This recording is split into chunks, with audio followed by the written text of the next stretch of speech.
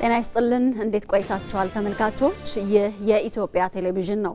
7 ሰዓት ሆኗል። ዜና ኢትዮጵያ ተጀምሯል። አስቀድመን አበይት ጉዳዮቻችንን እናስተዋውቃችሁ።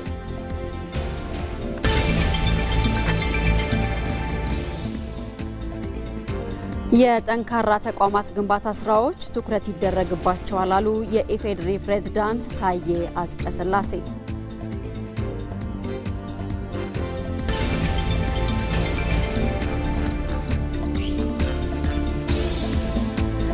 ኢትዮጵያ ያለፈችባቸውን ፖለቲካዊ ስብራቶች በማከም አዲስ የሰላምና የእድገት ምዕራፍ ለመክፈት የምትመክርበት ሀገራዊ ምክክር መካሄድ ጀምሯል።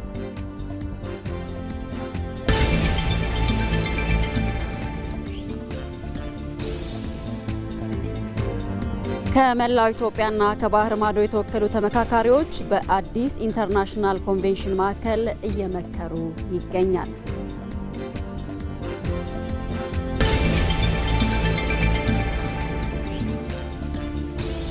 ከውጭ የአሜሪካ ጦር በኢራን የተለያዩ ክፍሎች አዲስ ጥቃት ከፍቷል የሚሉት የሰዓቱ አበይት ጉዳዮቻችን ናቸው።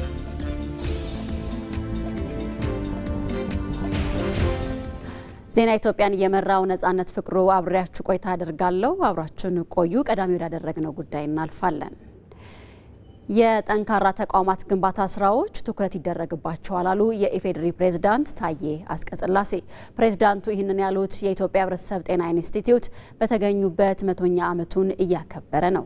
በአከባበር ስነ ስርዓቱ የተገኙት ፕሬዝዳንት ታዬ ባስተላለፉት መልእክትም የሕረተሰብ ጤና ኢንስቲትዩት 100ኛ ዓመት ሲታሰብ ከእድሜ ቁጥር ባሻገር ኢትዮጵያ የሕዝቦቿን ጤና ለመጠበቅ ያደረገችው ብርቱ ጥረትም የሚታይበት ነው ብለዋል።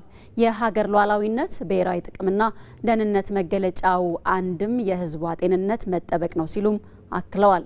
ለዚህ ስኬት ደግሞ የተቋማት ግንባታ ስራችን በልዩ ትኩረት እየተመራ ይቀጥላል ነው ያሉት።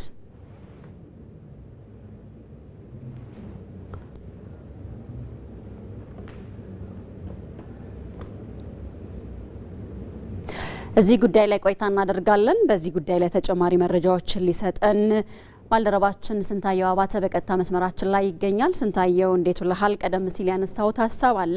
የኢትዮጵያ ሕብረተሰብ ጤና ኢንስቲትዩት 100ኛ ዓመቱን እያከበረ ይገኛልና ከዚህ ጋር ተያይዞ የተነሱ በርካታ ሀሳቦች አሉ። የኢፌዴሪ ፕሬዝዳንት ታዬ አጽቀሥላሴም ቀደም ሲል ያነሳነውን ሀሳብ አንስተዋል። ከዛ በተጨማሪ ያሉ ሀሳቦችን አጠቃለህ እዛ ያለው እውነትን ምን ይመስላል፣ ምን አይነት መልእክቶች ተላለፉበት የሚለውን መረጃዎችህን ብታጋራን።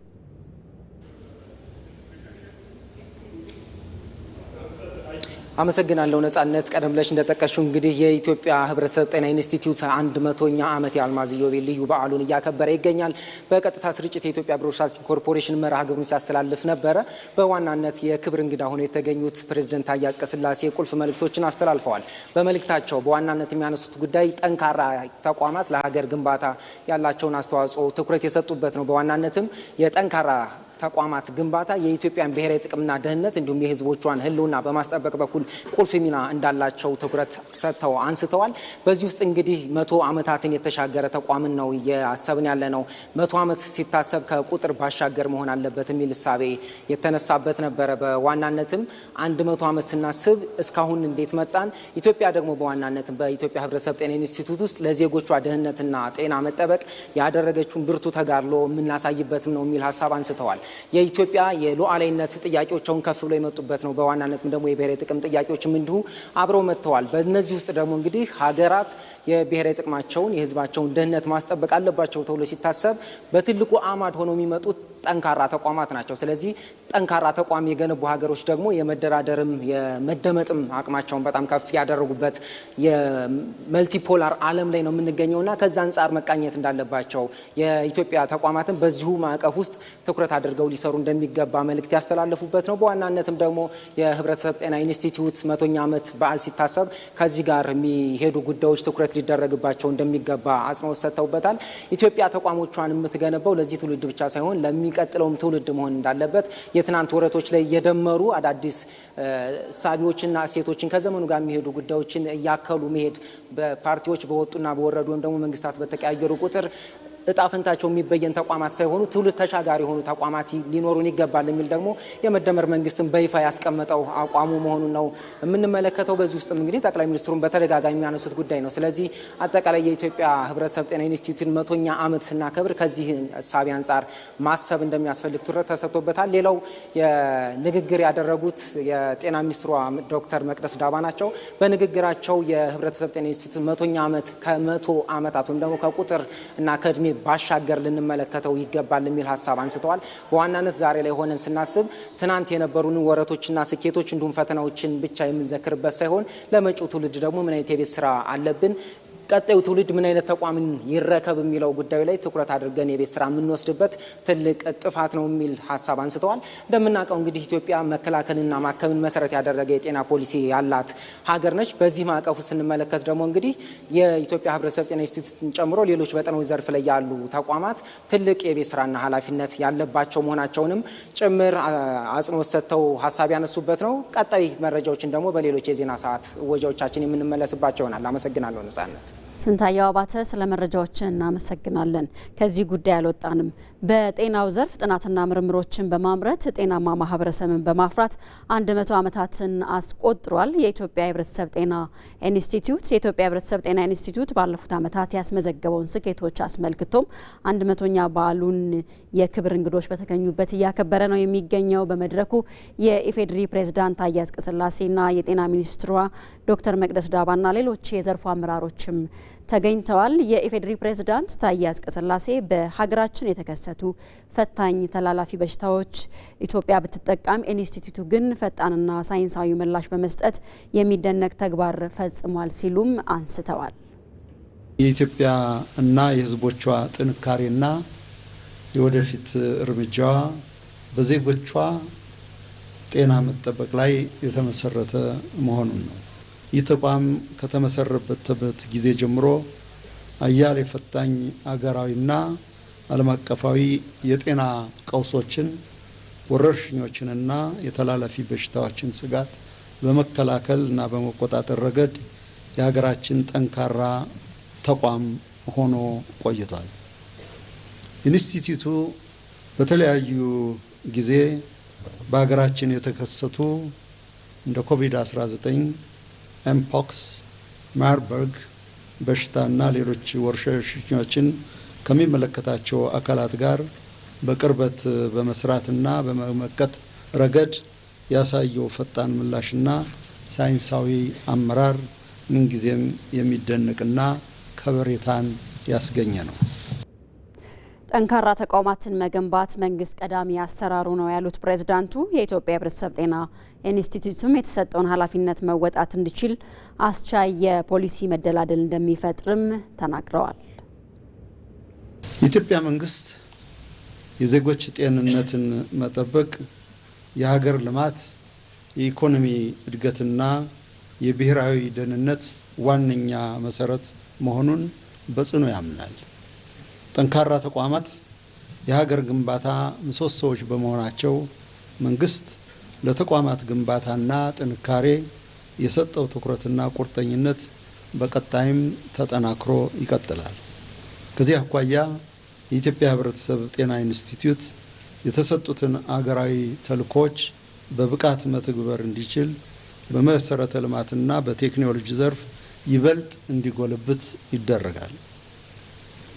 ለዚህም አስቻይ የፖሊሲ መደላደልን በመፍጠር ለጠንካራ ተቋማት ግንባታ እየተሰጠ ያለው ልዩ ትኩረት እንደ የኢትዮጵያ ህብረተሰብ ጤና ኢንስቲትዩት ላሉ ዘመን ተሻጋሪ ሀብቶችና ጥሪቶች ከፍ ያለ ጥንካሬን የሚሰጥ ይሆናል።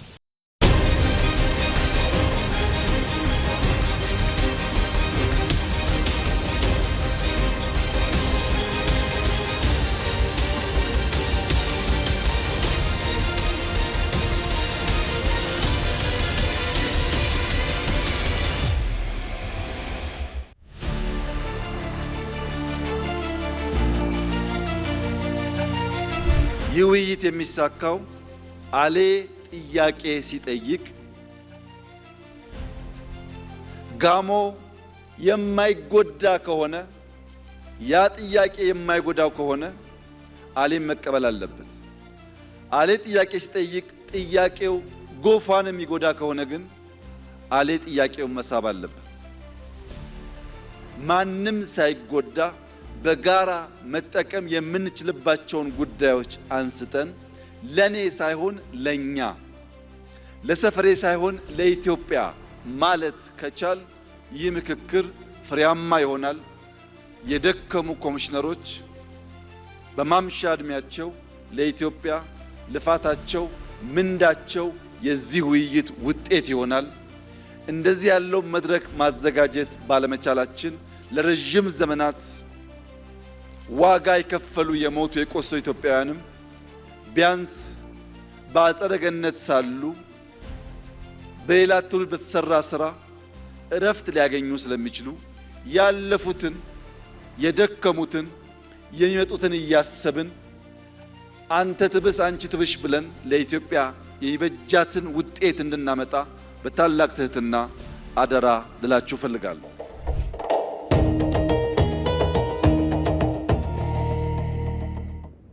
ይህ የኢትዮጵያ ቴሌቪዥን ነው። ዜና ኢትዮጵያ ላይ ትገኛላችሁ ተመልካቾች። ወደ ሌሎች ጉዳዮቻችን እናልፋለን። ሀገራዊ መግባባትን ለመፍጠር ያለመው የሀገራዊ ምክክር ጉባኤ ሁለተኛ ቀኑን ይዟል። በዛሬው ዕለት በተለያዩ ወሳኝ አጀንዳዎች ላይ ያተኮሩት የቡድንና የጋራ ውይይቶችም ዛሬ ተጀምረዋል። የምክክር ሂደቱንና የሁለተኛውን ቀን ጅማሮ አስመልክቶ ደግሞ በስፍራው ተገኝታ መረጃዎችን ልታጋራን ዘጋቢያችን ዛሃራ መሐመድ በቀጥታ መስመራችን ላይ ትገኛለች። ዛሃራ እንደምን ውለሻል? በተለይ የምክክሩ ሁለተኛ ቀን ውሎ ምን ይመስላል?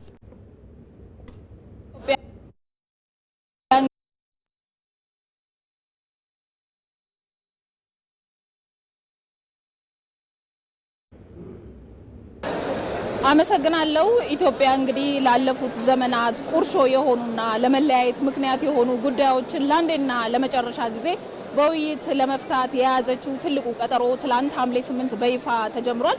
ታላቁ የኢትዮጵያ ሀገራዊ ምክክር ጉባኤ ትላንት እንደተመለከትነው እንግዲህ በደማቅ ስነ ስርዓት ነው የተጀመረው።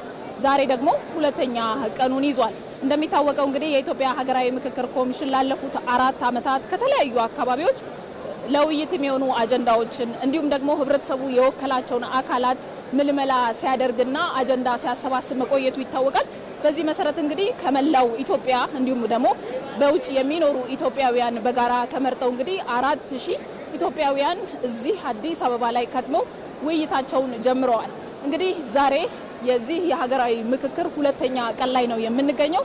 በዚህ ቀን ደግሞ ሁሉም ተወያዮች፣ ተመካካሪዎች ማለት ነው ከአመካካሪዎች ጋር በመሆን በተመረጡ 8 አጀንዳዎችና በሚወያዩባቸው ርዕሶች ላይ በተዘጋጀላቸው ክፍሎች ውስጥ ተገኝተው ምክክራቸውን ጀምረዋል።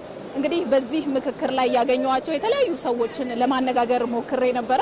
ከተለያየ አካባቢ ህብረተሰቡን ወክለው እንደመምጣታቸው ኢትዮጵያን ያሻግራል፣ ይጠቅማል፣ ኢትዮጵያን ያሳድጋል በሚሉ ጉዳዮች ላይ ሁሉ ሊመክሩና ኃላፊነታቸውን ሊወጡ እዚህ መገኘታቸውንና ከውይይቱም እንግዲህ ትልቅ ተስፋን እንደሚጠብቁ ነው የነገሩኝ። አመካካሪዎቹ እንዲሁ በበኩላቸው የተጣለባቸውን ኃላፊነት ለመወጣትና ከምክክሩ ጥሩ ውጤት እንዲያመጣ እንደሚሰሩ ነው የገለጹልኝ። እንግዲህ የግማሽ ቀን ውሎ ይሄን ይመስላል የምክክር ሂደቱ። ቀሪ መረጃዎችን ደግሞ በተከታታይ ዘገባዎቻችን ለተመልካቾቻችን የምናደርስ ይሆናል። ለአሁኑ ያስኳቸው መረጃዎች እነዚሁ ናቸው። ዛሃራ መሐመድ ስለ መረጃዎች እናመሰግናለን። ከዚሁ ሀሳብ አልወጣንም። ከመላው ኢትዮጵያና ከባህር ማዶ የተወከሉ ተመካካሪዎች በአዲስ ኢንተርናሽናል ኮንቬንሽን ማዕከል እየመከሩ ነው የሚገኙት። ለምክክር ከተመረጡት 8 ዋና ዋና አጀንዳዎች መካከል የሃይማኖት ጉዳዮች ደግሞ አንዱ ነው። በሃይማኖት ጉዳዮች ላይ ለመምከር ከተለያዩ ሃይማኖት ተቋማት የተወከሉ የሃይማኖት አባቶች ሃይማኖትን መሰረት ያደረጉ አለመግባባቶችን ለመፍታት የሁሉም የሃይማኖት አባቶች በጋራ መምከራቸው ትልቅ ሚና ይኖረዋል ብለዋል። ብዝሃ ሃይማኖት ባለባት ሀገር ኢትዮጵያ የሃይማኖት አባቶች በሃይማኖት ጉዳዮች ላይ መምከራቸው እንደ ሀገር ሰላም ለማረጋገጥ ወሳኝ ስለመሆኑም ነው የጠቀሱት። እዚህ ላይ ደግሞ የተወሰኑ ሀሳቦችን እናነሳለን። መስከረም ቸርነት በቀጥታ መስመራችን ላይ ነው የምትገኘው። መስከረም እንዴት ውለሻል? በምክክር ጉባኤው እየተመካከሩ የሚገኙ የሃይማኖት ተቋማት ተወካይ ተመካካሪዎች እንደ ሀገር ሰላምና አንድነትን ከመገንባት አኳያ ምክክሩ ምን ሚና ይኖረዋል አሉ የሚለውን መረጃዎችን ብታጋሪ።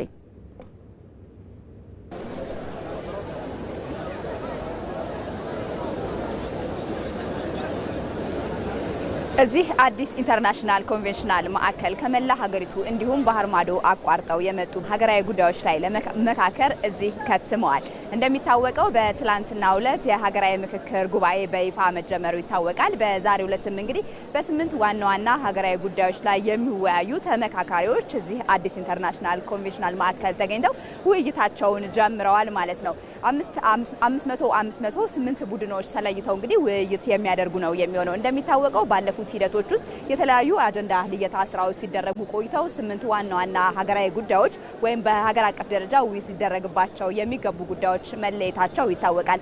በዚህ ውስጥ የተለያዩ የማህበረሰብ ክፍሎች ተወክለውበታል። ከሃይማኖት አባቶች እንዲሁም ከተጽዕኖ ፈጣሪ ግለሰቦች፣ ከፖለቲከኞች የተለያየ ደረጃ የሚገኙ ሰዎች ተወክለው እንግዲህ እየተመካከሩ ነው የሚገኙት ማለት ነው። ቀደም ሲል እኔ ከተለያዩ የሃይማኖት አባቶች ጋር ቆይታ አድርጌ ነበር። እንደሚታወቀው በዚህ ከተያዙ አጀንዳዎች መካከል አንደኛው የሃይማኖት ጉዳዮች እንደሆነ ይታወቃል። ኢትዮጵያ ደግሞ አማኝ ሕዝብ ያለባት ሀገር ናት። ይህም በዋናነት አጀንዳ ተደርጎ የመጣ ወይም ደግሞ ልንወያይበት ልንመካከርበት ይገባል ተብሎ የተለየ አጀንዳ እንደሆነ ይታወቃል ማለት ነው። ቀደም ሲል ከሃይማኖት አባቶች ጋር ውይይትም ሳደርግ እንደሚታወቀው ኢትዮጵያ የሃይማኖት ሀገር ናት። ሃይማኖቶች ለበርካታ ዘመናት ተቻችለው ተከባብረው የኖሩ ናቸው። ነገር ግን ደግሞ የምናያቸው አልፎ አልፎ የሚስተዋሉ ሃይማኖትን መሰረት ያደረጉ የሚመስሉ የተሰራባቸው ልዩነቶች አሉ። እነዚህ ልዩነቶች ደግሞ በውይይትና በምክክር መፍታት ያስፈልጋል ብለዋል። በዚህ ሂደትም ውስጥ ታዲያ ሁሉም ሃይማኖቶች እንግዲህ በዋናነት ፍቅርን፣ አንድነትን እንደሚሰብኩ ይታወቃል። በዚህ ሂደትም ሁሉም ሃይማኖቶች እርስ በርስ ተገናኝተው መመካከርና መወያየት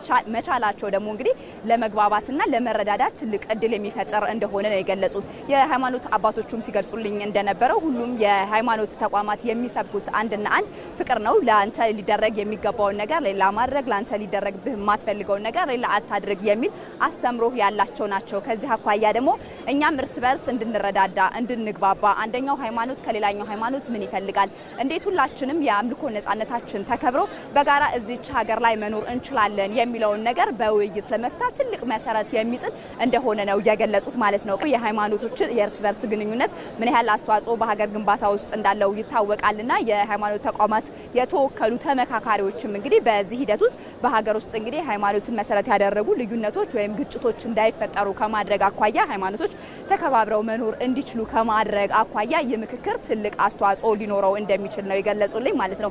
የነዚህ በሃይማኖትን መሰረት ያደረጉ እንግዲህ ደግሞ ልዩነቶችን በውይይትና በምክክር በመግባባት መቻል ደግሞ በአጠቃላይ እንደ ሀገር ለምንፈልገውን ሰላምም ከማምጣት አኳያ ራሱን የቻለ አስተዋጽኦ የሚያበረክት ከመሆኑ አኳያ ትልቅ ተስፋ የምንጥልበት እርስ በርስ ለመተዋወቅ ትልቅ እድል የሚፈጥርልን አንደኛው ሌላኛውን ማክበር ምን ይፈልጋል ምን ያስፈልገዋል የሚለው ለመለየት ትልቅ እድል ይፈጥርልናል የሚል ሀሳብ ነው የሰጡን ማለት ነው። ሌሎችም እንግዲህ በተለያዩ ጉዳዮች ላይ በተለያዩ ዋና ዋና ጉዳዮች ላይ ውይይት እያደረጉ ነው የሚገኙት። ለሰዓቱ ያሉ መረጃዎች እነዚህ ናቸው። በቀጣይ ደግሞ ሌሎቹን የምናነሳ ነው የሚሆነው። መስከረም ቸርነት ስለ መረጃዎችሽ እናመሰግናለን።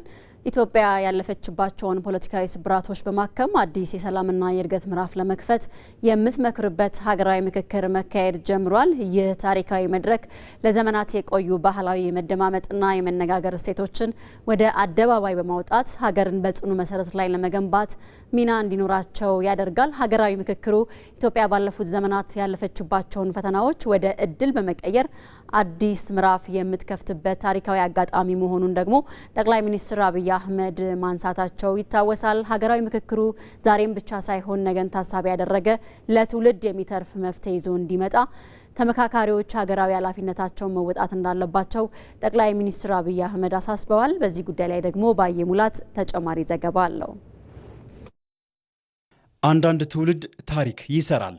ለተከታዩ ትውልድ የኩራትና የእድገት ምንጭ ውርስ የሚሆን ድንቅ ታሪክ። ሌላው ደግሞ ተከታዩ ትውልድ አንገቱን ደፍቶ የሚኖርበትን የሀፍረት ታሪክ ይተክላል። አንዳንዱ ደግሞ ያለፉትን ስህተቶች ሰንጥቆ ገብቶ ታሪክን ያርማል። እኛ ዛሬ የቆምነው በእነዚህ ሁሉ የታሪክ መጋጠሚያዎች መሃል ላይ ነው።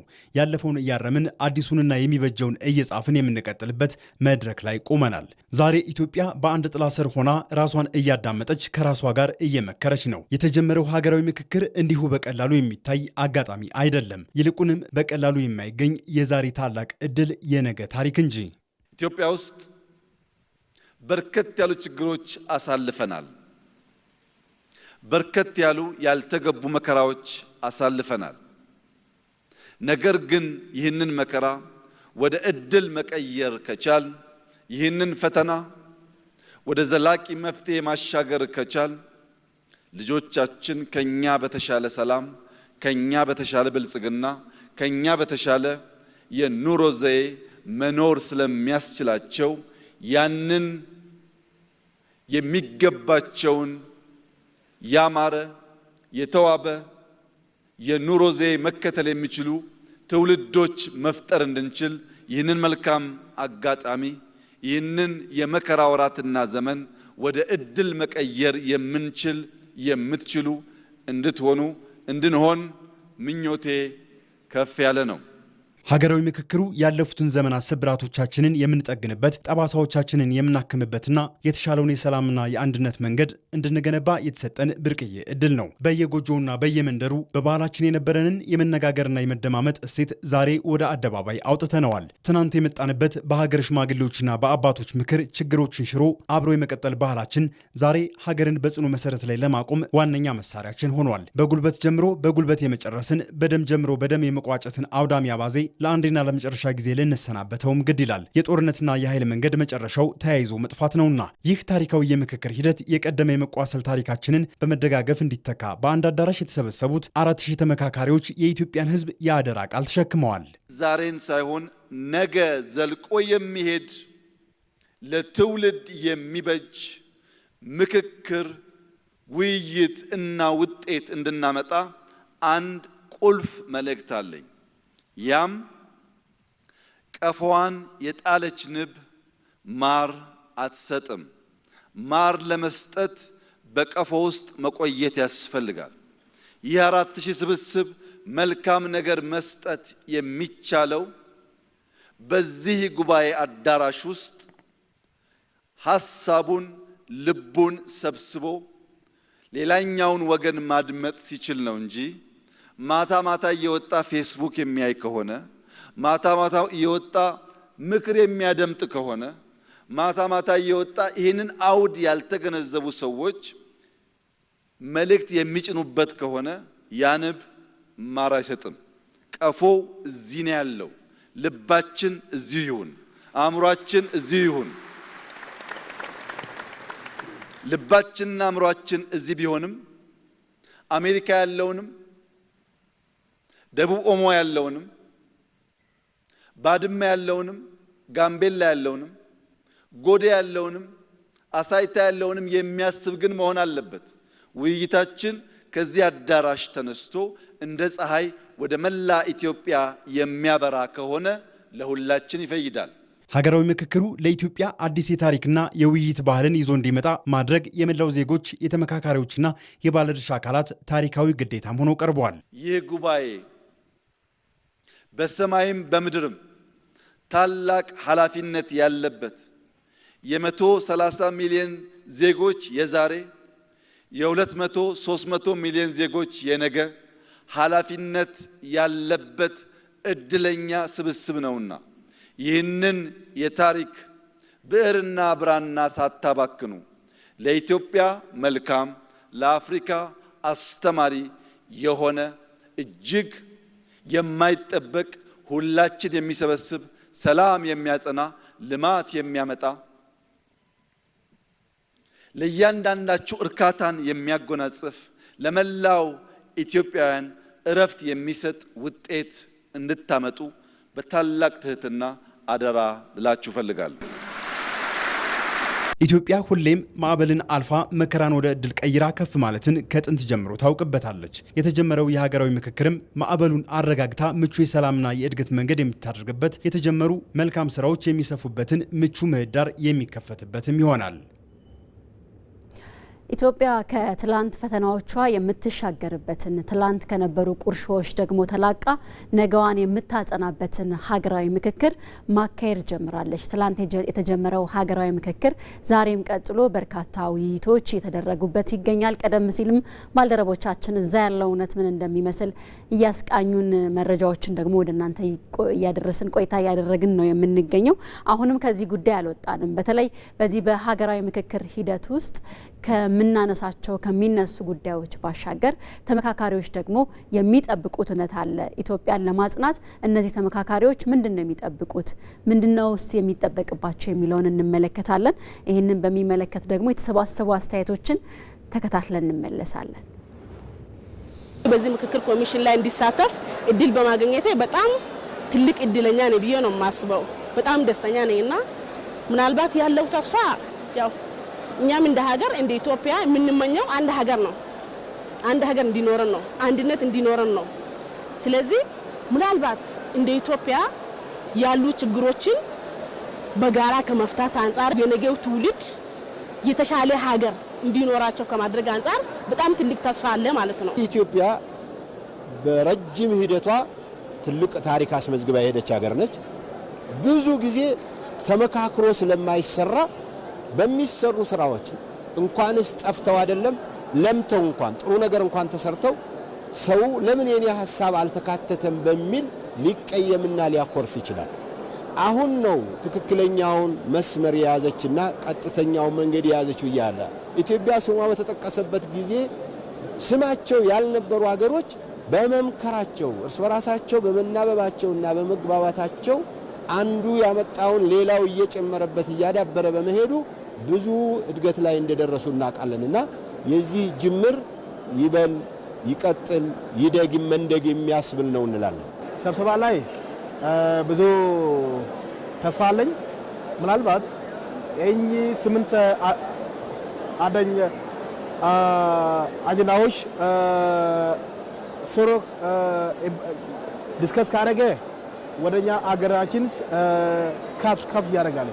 ውይይት በኋላ አንድነት፣ ሰላም፣ መተማመን፣ መቻቻል ያ ሐሳባችን ልዩነታችን አይተን ተሰማምተን እንኖራለን። አገራችን ሰላም ትሆናለች። ልዩነታችን እንዳለ ሆኖ እኛን አንድ ማረጎ ነገር ላይ ተሰማምተን በውይይት ዙሪያ አንዱን እንትን ሳይል በሰላም በፍቅር ያልቃል ብለን እናምናለን። ተንጠልጥለው ያሉትን እንዲደላደሉ፣ የተበተኑትን እንዲሰበሰቡ፣ ያልተቋጩትን እንዲቋጩ በመልካም ደረጃ እንዲያልቁ የሚያደርግ የምክክር ጉባኤ ነው። ከዚህ ምክክር የሚጠበቀው እንግዲህ ኢትዮጵያን ወደ ነበረ ክብሯ ለመመለስ ነው። ሁለተኛ ከውጭ ያለው ማህበረሰብ በጉጉት የሚጠብቀው ነገር ነው። ስለዚህ ያሉ ልዩነቶች ተፈተው አንድ ኢትዮጵያን ማዕከላዊነት ያደረገ ሀሳብ ነውና የምናካሄደው እጅግ ተስፋ የሚጣልበት ነው። እኔም ደስ ብሎኛል። የላከንም ህዝብ ይሄን ተስፋ አድርጎ ነው የላከን። ጥሩ ነገር ነው ብዬ አስባለሁ። በተለይ ደግሞ ነገ አገር ይረከባል ብለን እኛ አገር አስረክበ ነው የምንሄደው ትውልድ አለ አይደለ? ለዛ ትውልድ አንድ ምለው ነገር አለ። እኔ ነብር ሲመገብ ገሎሽ ደመጦ አስተኝቶ የበሰበሰውን ነገር ነው የሚመገበው እና ይሄንን የድሮ ታሪክ እኛ ጥለነው ልንሄድ የምንችል የነብሩን ታሪክ ወይም ደግሞ የነብሩን ተግባር በአሸናፊነቱ የነብሩን ሳይድ ይዘን እንጓዝ እንጂ ያንን የበሰበሰውን ለመፈለግ ያንን የበሰበሰውን ለመጠቀም ትውልዱ ባይቀጥልና ባይሄድ መልካም ነው እላለሁ። ኢትዮጵያ ያሏትን ብዝሃ ማንነቶች ወደ ጋራ የጥንካሬ ለመቀየር የጀመረችው ሀገራዊ ምክክር የመግባባት ባህልን በማጎልበት የጋራ ብሔራዊ ትርክትን ለመገንባት ወሳኝ ሚና ይጫወታል። ይህ እርምጃ ዛሬን በመደማመጥ ለነገዋ ኢትዮጵያ አዲስ ንጋትን ለማሳየት ያለመ ጭምር ነው። መግደላዊ ደረጃ ተጨማሪ ዘገባ አላት። ሀገር የምትገነባው በኃይል ሳይሆን በሀሳብ፣ የምትጸናው በግጭት ሳይሆን በመግባባት ነው። በልዩነት የመጡ ፈተናዎች የዘመናት የኢትዮጵያ እውነታ ሆነው ቢቆዩም ያንን ልዩነት ወደ የጋራ ጥንካሬ መቀየር ደግሞ የትውልዱ ኃላፊነት ነው። ለዚህም የሚያስፈልገው የአንዱ ድልና የሌላው ሽንፈት ሳይሆን መደማመጥ፣ መከባበርና በጋራ መፍትሄ መፈለግ ነው። ሰላምን መፈለግ ለሰላም መስራትን ይሻል። በኢትዮጵያ ውስጥ ያሉ ልዩነቶች ውበታቸውን ጠብቀው እንዲሄዱ ምክክር ማድረግ ያስፈልጋል። የመግባባት ዲሞክራሲ መሰረታዊ መርህ ደግሞ በአሸናፊና ተሸናፊ ማስላት ሳይሆን አካታችነት፣ የጋራ ውሳኔ፣ ውክልናና የስልጣን ክፍፍልን ማዕከል ያደረገ ስርዓት ነው። የእኛነት ላይ ሰርቶ የጋራ ትርክትን መፍጠር ደግሞ ሀገርን ማሻገሪያ ዘዴ መሆኑ አያጠያይቅም። ሁሉም ሰላም ይፈልጋል፣ ሁሉም ልማት ይፈልጋል፣ ሁሉም ዲሞክራሲያዊት የሆነች ኢትዮጵያ ይፈልጋል። ለዛ ግን የጋራ ትርክት ያስፈልገናል ነው። ከጋራ ትርክቱ አንዱ እኔ እንደ ኢትዮጵያዊ እቆጠራለሁ፣ እኔ ትግራዋይ ሆኜ ኢትዮጵያዊ መሆን ይችላል የሚል ስሜት እያንዳንዱ የሚኖረው በየአካባቢው ያሉ ችግሮች ደግሞ መፍታት አለብን ማለት ነው። ኢትዮጵያ የሃይማኖት፣ የባህል፣ የአካባቢ ብዝሃነት ያሉባት ሀገር ነች። እነዚህን ብዝሃ ማንነቶች ግን በአንድ ላይ አስተሳስሮ ጠንካራ ሀገርና ሀገረ መንግስት ለመገንባት ፈተና ሆኖ ቆይቷል። ዋልታ ረገጥነት ሰፍኖ ብዙዎች ቡጥ ጨብጠው ቃታ ስበው ላለመግባባት ብዙ ርቀት ሄደዋል። ይህም ኢትዮጵያ ያልተገባ ዋጋ ለመክፈሏ ምክንያት ነው። ወጣቶች ህይወት ሲቀጠፍ አይተናል። ከህዝብ በላይ ከሰው በላይ ውድ ነገር የለም ዓለም ላይ ትልቁ ሰው ነው። ሰውን የሚያህል የሰውን ህይወት ማጣት እንግዲህ ትልቁ መስዋዕትነት ነው። እሱን አጥተናል። ኢኮኖሚ አጥተናል። ማደግ የሚገባንን ያህል እያደግን አይደለም። ኢትዮጵያ ለዘመናት የነበራት የቀይ ባህር አክሰስ ወደቦች በሙሉ የጠፉት በጦርነት ነው። ከጦርነት የተነሳ ነው። ሰው ሰራሽ በሆነ ውሳኔ የተላልፉብን ነው። በተለያዩ ጉዳዮች ላይ የሆነ አቋም የያዘ ሰው አለ። ይህን አቋም እንዴት አድርገን ወደ መሀል ልናመጣው የምንችል ነው። እንግዲህ እንደ ሀገር አንድ ላይ ካልሆን እኮ ሁላችን ሰላም አይኖርም፣ ሁላችን ልማት አይኖርም፣ ሁላችን የምናስበው የዲሞክራሲ ግንባታም አይኖርም። ስለዚህ በዛ ጉዳይ ላይ የግድ መስማማት ያስፈልገናል።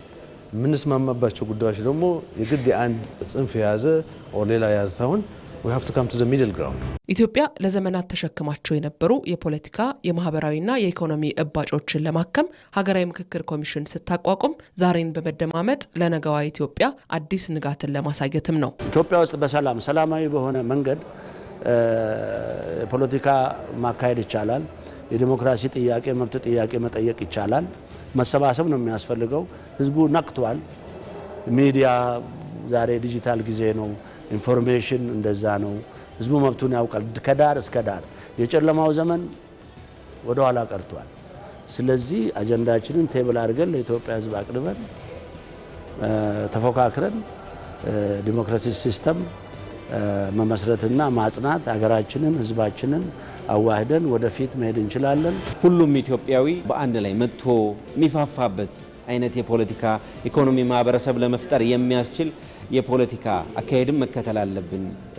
አዲስ የፖለቲካ ባህል መፍጠር አለብን በሚል የተለያዩ ስራዎች ሲሰሩ ቆይተዋል። ከዚህ ውስጥ አንዱ የብሔራዊ ምክክር ኮሚሽኑን ማቋቋሙ ነው።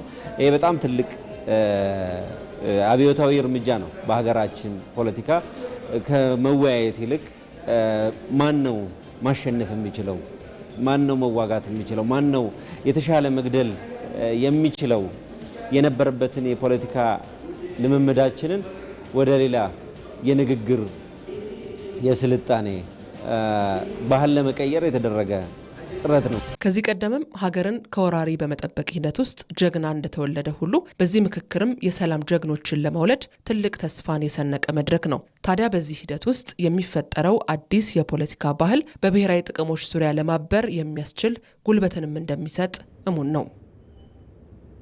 የኢትዮጵያ ሀገራዊ ምክክር ጉባኤ ኢትዮጵያን በአዲስ መንገድ ለመገንባት የሚያስችል ውሳኔ የሚተላለፍበት እንደሚሆን ወጣቶች ተናግረዋል። ሀገራዊ ምክክሩን ለቆዩ ችግሮች መፍትሄ በማበጀት ብቸኛው አማራጭ በመሆኑ እድሉን ደግሞ በአግባቡ መጠቀም እንደሚገባም ነው ያመላከቱት። ሚካኤል ገዙ በሐዋሳ ከተማ ወጣቶችን አነጋግሮ ተከታዩን ዘገባ ደግሞ አድርሶናል። ኢትዮጵያውያን በአንድ ጣራ ስር ተሰባስበው የሀገራቸውን ነገ ዕጣ ፈንታ ለመወሰን ፋይዳ ባላቸው አጀንዳዎች ዙሪያ እየመከሩ ይገኛል። 4000 የተለያዩ ማህበረሰብ ክፍሎች የተወከሉበት የኢትዮጵያ ሀገራዊ ምክክር ዋናው ጉባኤ ትናንት በአዲስ አበባ መካሄድ ጀምሯል። ጉባኤው ኢትዮጵያን በአዲስ መንገድ ለመገንባት የሚያስችል ውሳኔ የሚተላለፍበት እንደሚሆን ወጣቶች ያላቸውን እምነት ተናግረዋል። ለብዙ ንትርኮች ምክንያት የሆኑ ጊዜያቶችን እንደ ሀገር አሳልፈናል። ይሄም በመመካከር የሚፈቱ ችግሮችን ከምክክር ይልቅ ሌሎች ሰላማችንን ሊያደፈርሱ የሚችሉ አማራጮችን ለመጠቀም የመረጥናቸው ምርጫዎቻችን ውጤቶች ናቸውና በዚህም ብዙ ዋጋ ከፍለናል እንደ ሀገር። አሁን ላይ ደግሞ እንደ ሀገር የጾታ ልዩነት በሌለበት፣ የሃይማኖት ልዩነት በሌለበት፣ የእድሜ ልዩነት በሌለበት ሁሉም ማህበረሰብ ክፍል ቁጭ ብሎ ስለ ሀገራችን እየመከረ ያለበት ሁኔታ ነው የሚገኘው። በዚህም ውስጥ በርካታ ወጣቶች በቁጥር ነገ የሚረከቧትን ሀገር ለማቅናት በሚያስችሉ አጀንዳዎች ላይ ለመወያየት አንድ ላይ ቀጥሎ ያሉበት ሁኔታ ነው ያለው። በዚህም ጥሩ ውጤት ይመጣል ብለንም እንጠብቃለን። ትላንት በነበሩ ስተቶችና ትላንት በነበሩ ታሪኮቻችን ነው እስከዛሬ ድረስ ስንጋጭና ለብዙ አይነት ችግሮች ስንዳረግ የነበረው። ለዚህ ያ ችግር ደግሞ ወይም ደግሞ ያለፈ ታሪኮቻችን አሁን ላይ ተምረንባቸው ልናልፍባቸው የሚገባ ጉዳዮች ሆነው ሳለው ግን ዛሬን እንዳንኖርና ነጋችንን እንዳንሰራ ብዙ ዋጋ እያስከፈለን ያለ ጉዳይ ነው። ከዛ አንፃር ይሄ ምክክር ኮሚሽን ደግሞ ለትላንትናዎቻችን ችግር መፍትሄ እንዲሁም ለዛሬያችንም እንዲሁም ለነጋችንን ጭምር የተሻሉ አማራጮችን ይዞልን የሚመጣ ትልቅ ታሪካዊ አጋጣሚ ነው ብዬ አምናለሁ። ሀገራዊ ምክክሩ ለቆዩ ችግሮች መፍትሄ ለማበጀት ብቸኛው አማራጭ መሆኑን የገለጹት ወጣቶቹ ተወያዮች በሰከነ መንገድ መክረው ለሀገር የሚበጅ ምክር ሀሳብ ማኖር እንደሚጠበቅባቸው አንስተዋል። ለውይይት የሚመች ሁኔታ ባለመፍጠራችን ያጣናቸውን በርካታ ነገሮችን የምንክስበትና በቁጭት ኢትዮጵያን አሸናፊ የምናደርግበት እድል ስለሆነ ይህንን እድል በአግባቡ ይህንን አጀንዳ ይህንን ሁሉንም ማህበረሰብ እኩል የገቡ አካላቶች ይህንን በአግባቡ ይጠቀማሉ። በዚህም ደግሞ ስብራቶቻችን ሁሉ ጥለን ህመሞቻችን ሁሉ ጥለን እርስ በራሳችን የቆሳሰልንባቸው ታሪኮቻችን ሁሉ ጥለን ለመተካከም ለመታረም በጋራ ለመቆም በጋራ ድል ለማድረግ ተያይዘን የምንወጣበት ጊዜ ይሆናል የሚል እምነት አለ። በሀገር ግንባታ ሂደት ውስጥ ወደ ኋላ ከሚጎትቱ አስተሳሰቦች በመራቅ ስልጡን አካሄድን ለመከተል ምክክሩ አዲስ ልምምድን የሚፈጥር ይሆናል። በእኛ በሲዳማ አካባቢ አንድ ባህል አለ፣ አፍኔ የሚባል በብዛት ታውቃል፣ ሁሉም ህዝብ ያውቃልና አፍኔ ማለት ችግሮች እነሱ በባህላዊ መንገድ ተበዳዩ ያየ እየተመለከተ ላለ ሰው አፊቶ ወይ ሰማይ የሚል ባህል አለ። በዛች ውስጥ ምክክር አለ። ስትመካከር ተበዳዩም በዳዩም ሀሳባቸውን አቀርበው በውይይት የሚፈቱበት ዋነኛው መንገድ አፍኔ ነው። በሲዳማ ካሁን በኋላ ኢትዮጵያ የሚበጃት ሰላም፣ አንድነት እንዲሁም መመካከር መሆኑን አምኖ እንዲቀጥል ይረዳዋል። ይህ ምክክር ኮሚሽን መድረኩ ይረዳዋል። በቀጣይ በጉባኤው ለሚቀመጡ ምክር ሀሳቦች ተፈጻሚነት የዜጎች ተባባሪነትና ድጋፍ አስፈላጊ እንደሚሆንም አመልክተዋል። ሀገራዊ ምክክሩ የኢትዮጵያን ዓለም አቀፍ ዲፕሎማሲያዊ ተደማጭነት በከፍተኛ ደረጃ ያሳድገዋል። ኢትዮጵያ አሁን የጀመረችውን ምክክር በማሳካት አስተማማኝ ሰላምና ጠንካራ የሀገረ መንግስት ግንባታን ማረጋገጥም ያስችላታል። ምክክሩ ያለፉ ቁስሎችን በማከም የቀጣዩን ትውልድ ዕጣ ፈንታ በጽኑ መሰረት ላይ የሚያኖር ወሳኝ ማህበራዊ ውል ሲሆን የፖለቲካ ሊቃንን ጨምሮ ሁሉንም የህብረተሰብ ክፍሎች በአንድ ጠረጴዛ ዙሪያ የሚያሰባስብ ነው። ወንድማገኝ ኃይሉ በጉዳዩ ላይ ተጨማሪ ዘገባ አለው። በማንኛውም ማህበረሰብ ውስጥ የሀሳብ፣ የእምነት፣ የባህልና የፍላጎት ልዩነቶች መኖራቸው የተፈጥሮ ህግ ነው። ነገር ግን እነዚህ ልዩነቶች በአግባቡ ሳይስተናገዱ ሲቀሩ ማህበራዊ ፍትህ ሲጓደልና ፖለቲካዊ ምህዳሩ ሲጠብ የተከማቹ ቅሬታዎች ወደ ጠላትነት፣ የፖለቲካ አለመግባባቶች ወደ ደም አፋሳሽ ግጭቶች ያመራሉ። በዓለማችን የታሪክ መዛግብት በርካታ ሀገራት በዚህ አዙሪት ውስጥ ገብተው የዜጎቻቸውን ደም በከንቱ አፍስሰዋል። በብዙ ድካም የተገነቡ መሰረተ ልማቶቻቸውን አውድመዋል። እንዲሁም የሀገር መንግስት ህልውናቸውን አደጋ ላይ ጥለዋል። የሀገራዊ ምክክር ጽንሰ ሀሳብም የሚመነጨው ከዚህ ወዲያ መገዳደል የትም አያደርሰንም፣ ወደ ኋላ ተመልሰን የረገጥነውን ፈንጂ ከማፈንዳት ይልቅ ተያይዘን ወደፊት የምንራመድበትን መንገድ እንፈልግ ከሚል ጥልቅ የህሊና መነቃቃት ነው። ይህ ሂደት የፖለቲካ ሊቃንን ብቻ ሳይሆን የሲቪል ማህበረሰቡን፣ የሃይማኖት አባቶችን፣ ሴቶችን፣ ወጣቶችን፣ ምሁራንንና የተገለሉ የህብረተሰብ ክፍሎችን በአንድ ጠረጴዛ ዙሪያ በማሰባሰብ የሀገርን የቆሰለ ገላ የሚጠግንበት ታላቅ ሀገራዊ የህክምና ቀዶ ጥገና ነው። ሂደቱ ያለፈውን ቁስል ማከም ብቻ ሳይሆን የቀጣዩን ትውልድ ዕጣ ፈንታ በጽኑ መሰረት ላይ የማኖር ኃላፊነትን የሚሸከም ታላቅ ማህበራዊ ውል ነው። በርካታ የዓለም ሀገራት ሀገራዊ ምክክርን በመጠቀም ከመጥፋትና ከመጠፋፋት ተርፈዋል። 5 መሰረታዊ ምክንያቶች አሉት የቱኒዚያ ብሔራዊ ምክክር ውጤታማ እንደሆነ። አንደኛ፣ ሁሉንም አካላት ያካተተ ተሳትፎ ነበረው በብሔራዊ ምክክሩ ላይ። ይሄ መሰረታዊ ጉዳይ ነበር። ይሄ እኛም ጋር ያለ ይመስለኛል። ሁሉም ተሳትፎበታል። ሁለተኛ፣ የገለልተኛ ተቋማት ሚና በተለይ የብሔራዊ ምክክር ኮሚሽናቸው ገለልተኛ ነበረ። በደንብ አድርጎ ገለልተኝነቱን ያሳየበት ነበረ። ሶስተኛ፣ የመደማመጥ ባህልን አካብተው አዳብረው ነበረ። መደማመጥ በጣም ውጤታማ ያደርጋል። ከሀገራት መካከል በተለይም ሲንጋፖር፣ ሩዋንዳ፣ ደቡብ አፍሪካና ጀርመን ባደረጉት ሀገራዊ ምክክር ስኬታማ መሆን ችለዋል። የተለያዩ ሀገሮች ለምሳሌ ሲንጋፖርን እናንሳ። ሲንጋፖር ከማሌዥያ ስትገነጠል እንደኛ አሁን እንዳለንበት የተለያዩ ችግሮች ነበሩባት። ሲንጋፖር በአሁኑ ሰዓት ከዓለም ሀብታም ሀገሮች ውስጥ ናት። ግን እንደኛው የዘር ችግር አልነበረባት። ከማሌዥያ ጋር የሚመሳሰሉ ብሔሮች አሉ፣ ከቻይና ጋር የሚመሳሰሉ አሉ፣ ከህንዱ የተለያየ አሁን የምናየው አይነት የብሔር ችግሮች ነበሩባት። ግን ምንድን ነው ያደረጉት? ያን ተሻግረው አሁን ከዓለም ላይ ሀብታም ከሚባሉ ሀገሮች ውስጥ ሆነዋል። ሩዋንዳን የጄኖሳይድ አሳልፋለች። ግን አሁን ሩዋንዳ ያለችበትን ሁኔታ የተሻለ ሀገር መገንባት ችለዋል። የደቡብ አፍሪካን አፓርታይድ ከኛ የበለጠ ችግር ውስጥ የነበሩበት ሁኔታ ነበር። አሁን ግን የተሻለ ቀርፈው እነ ማንዴላ በወሰዱት እርምጃ ላይ የድሮ ታሪክ እንዳይዛቸው ስላደረጉ ተሻግሯል። ጀርመንንም በተመሳሳይ ስንመለከት በከፍተኛ የእርስ በርስ ግጭት ውስጥ ሄዳ ኦልሞስት ለመበታተን ጫፍ ላይ ደረሰች ሀገር ነበረች እና ኦቶ ቮን ቢስማርክ የሚባል ሰው በከፍተኛ የፖለቲካ ትግል አንድ ወደ ማድረግ የሄዱት። ቻይናንም ብንመለከት በጣም ለረጅም ዓመት እነ ማኦ እንግዲህ በጣም ከገጠር ሩቅ ከሆነ አካባቢ ጀምሮ ነው ቻይና አንድ የማድረግ ሂደትን አድርገው የሎንግ ማርች በሚባለው በኋላ 1949 በፈረንጆች አቆጣጠር ስልጣን ይዞ አሁን ያለች ጠንካራ ቻይናን መፍጠር የቻሉት እና ብዙዎቹ ሀገራት ስንመለከት የእርስ በርስ ግጭት የነበራቸው ናቸው። በተለይ የአውሮፓ ሀገራት አብዛኞቻቸው በአንድም በሌላ ምክንያት የግጭት የእርስ በርስ ጦርነት ታሪክ የነበራቸው ናቸው። ግን ያንን ሂደት አልፎ አዋጭ እንዳልሆነ በመረዳት ብዙዎቹ ሂደቱን ጨርሰው ጠንካራ ኢኮኖሚ ገንብተዋል። በአሁኑ ወቅት እየተካሄደ ያለው አጠቃላይ ሀገራዊ ምክክር በስኬት ሲጠናቀቅ ኢትዮጵያ በዓለም አቀፍ መድረክ ያላትን ገጽታ በአዎንታዊ መልኩ ለመቀየርናም አስተማማኝ ሰላም የሰፈነባት ሀገረ መንግስት ለመገንባት ቁልፍ ሚና ይኖረዋል። ምክክር የዓለምን ችግር ሁሉ የፈታው ምክክር ነው። አንደኛው ዓለም ጦርነት ማገባደጃው ምክክር ነው። ሁለተኛውም የማንም አይነት ግጭትም ሆነ ሁከት ውስጥ መውጫው ዋና መንገድ ምክክር ነው።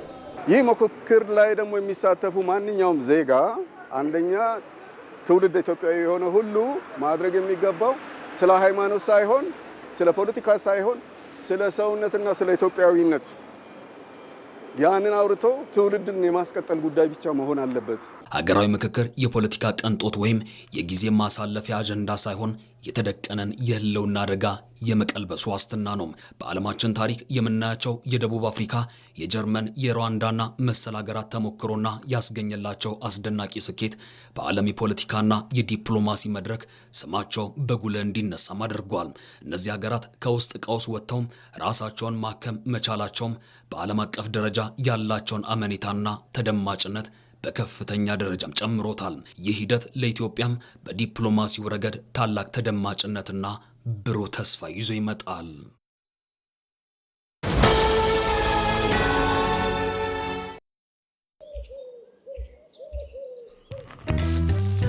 ቆይ አንዴ እንዳትሄድ ጠብቀኝ። የሲቪ ቪዛ ካርድ አዝዤ መምጣት ብቻ ነው።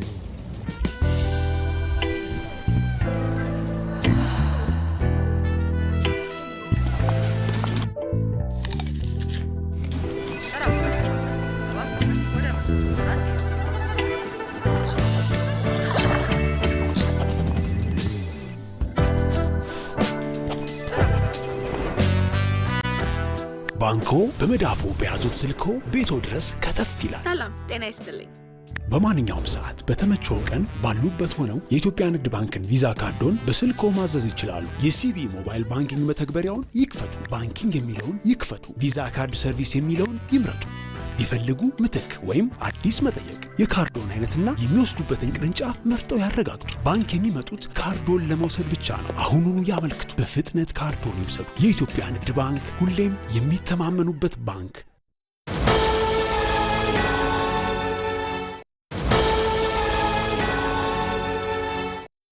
አመሰግናለሁ። መልካም ጊዜ ይመቻችሁ። አናቴ አንቺ ነሽ እኔን የምታግዢው? Fernandez.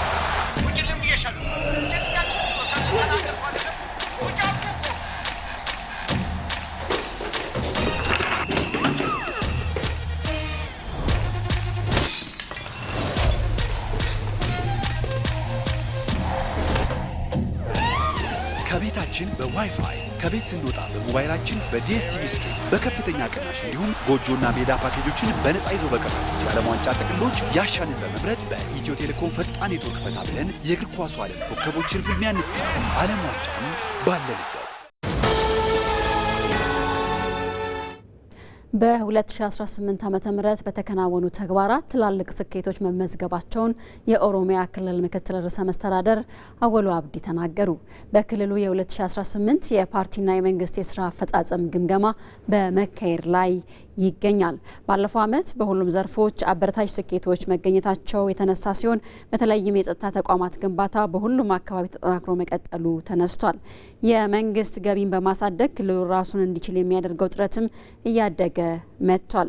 በቡሳ ጎኖፋ የኦሮሞ ሕዝብን ባህልና ወጎች በማደራጀት ምርታማነትን ለማሳደግ የተደረገው ስራ ተጨባጭ ለውጦችን እንዳስገኘም ተናግረዋል።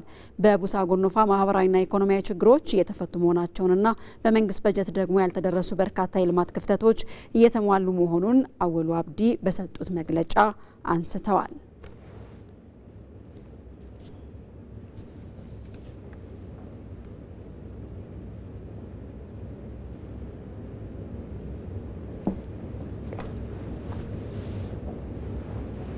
ወደ ውጭ ዜና አለፍን።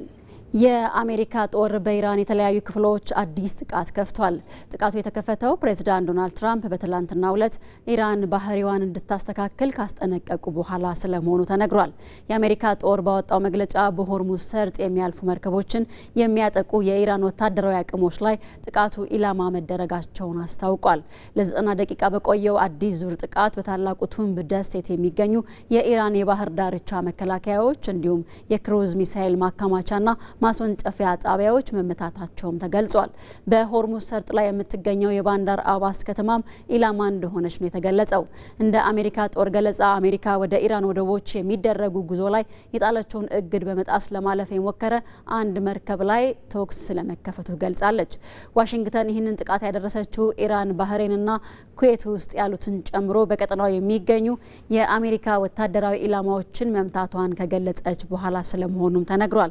ፕሬዝዳንት ዶናልድ ትራምፕ ኢራን እስከሚቀጥለው ሳምንት ድረስ ወደ ንግግር የማትመለስ ከሆነ ድልድዮችንና የኃይል ማመንጫዎችን እንደሚመቱ ማክሰኞ ዕለት ዝተው እንደነበርም ይታወሳል። የኢራን ዋና ተደራዳሪና የፓርላማ አፈ ጉባኤ መሐመድ ባጋር ጋላባፍ ሀገራቸው ከስምምነቱ የማትጠቀም ከሆነ ለውሉ የማትገዛበት ምክንያት እንደሌላት ለመንግስት መገናኛ ብዙሃን ተናግረዋል። አክለውም ጋሊባፍ የሀገራቸው ብሔራዊ ደህንነት የተመሰረተው በሆርሙዝ ሰርጥ ያለውን የኢራን አሰራር በማስቀጠል ላይ እንደሆነም ገልጸዋል። ተመልካቾች ለዕለቱ ለዜና ኢትዮጵያ ያዝናቸው ዜናዎቻችን እነዚህ ነበሩ። ዜናውን እየመራው ነጻነት ፍቅሩ አብሬያችሁ ቆይታ አድርጌያለሁ። መልካም ጊዜ ይሁንላችሁ።